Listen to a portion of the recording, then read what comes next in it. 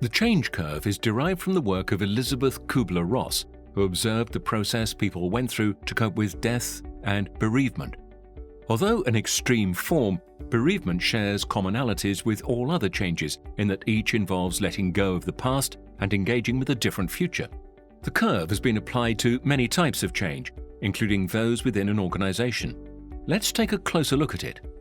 The curve explains that people move through several stages when dealing with a change, starting with shock and denial, moving through anger or blame, to bargaining and self-blame. At the lowest point, people suffer depression and confusion.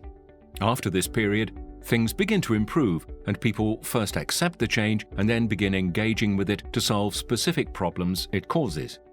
Now we know the stages of the model, let's talk a bit more about an individual's energy levels during the adaptive process.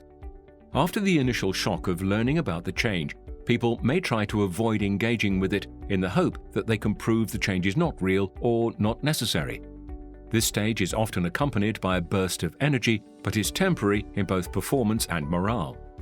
To minimize the shock and shorten the denial phase, change leaders should communicate early in the process and ensure the effectiveness of communication. Involving people in the planning process can greatly lessen the shock, and signs of denial should be looked for after changes are announced. If these are observed, they should be addressed promptly. As the change progresses, there comes a point at which those experiencing the change can no longer avoid engaging with it. At this point, denial often gives way to anger or blame. People will feel the change is unfair and blame management, the market, or other reasons for the problems they experience accepting the change. This is a time for empathy and for helping people to consider realistically the impact that the changes will have on them individually. Change leaders shouldn't try to minimize the losses that people will experience, as each individual needs to know that leaders understand the personal cost of the change to them. At this stage, morale and energy may decline further, and people may begin to blame themselves.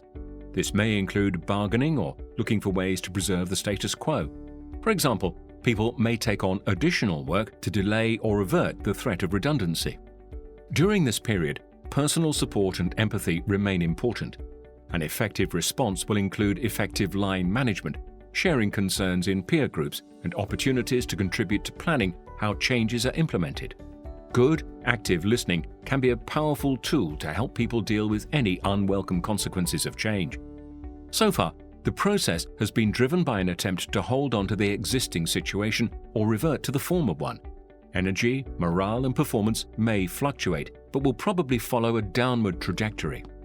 When people realize that efforts to preserve the current situation are failing, morale and performance reach their lowest point and crystallize as confusion, sadness, and even depression.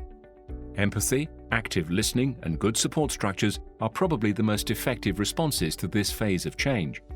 People can only come through this period when they reach a point of acceptance. At this point, they accept that change is happening and resolve to address this new future. It may take time to reach this stage, particularly when dealing with significant changes, but planning for the future can only begin once the reality that things have changed has been truly accepted. This insight can provide intense relief as individuals begin to see that they have a future beyond the change. Following this point, people begin problem solving to identify how they can live or work effectively in the new reality.